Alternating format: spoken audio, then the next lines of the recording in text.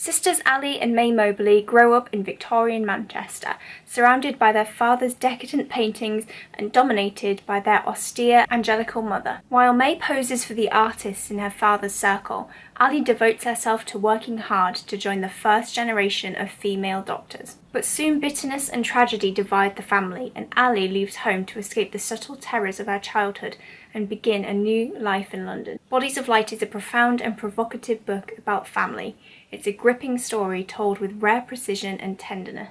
Hi guys, so today I am doing a video in support of the Wellcome Book Prize. So I am part of the 10th anniversary blog tour for the Wellcome Book Prize. This was launched in 2009 and the prize celebrates brand new books that engage with an aspect of medicine, illness, health, and looks at how literature can showcase that, interpret that. Every year the prize has recognised a different selection of books all relating to this topic, and it goes from memoirs right up to popular novels. And because it's the 10th anniversary this year in 2019, the Wellcome Book Prize is looking back at all the books from the last 10 years. The book that I'm really excited to talk about today is The Bodies of Light by Sarah Moss. So this book was actually on the shortlist for the 2015 Wellcome Book Prize. So this is a book about a family of artists and social reformers. Historical detail in this book is really vivid. What I was really impressed by was how the author wrote it really authentically, and it was almost like she had been there in the past.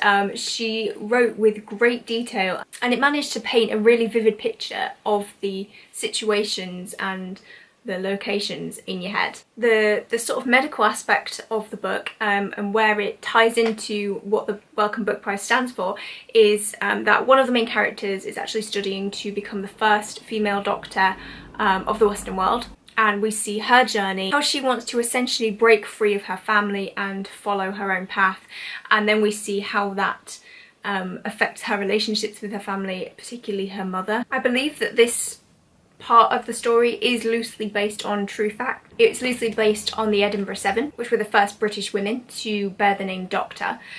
So that was really cool. It was sort of historical, but with a almost just sort of sense of fact in a way. Although we do get the character of Ali and her story, so we also jump a generation back and we follow the story of her mother, which was very much a heavy read.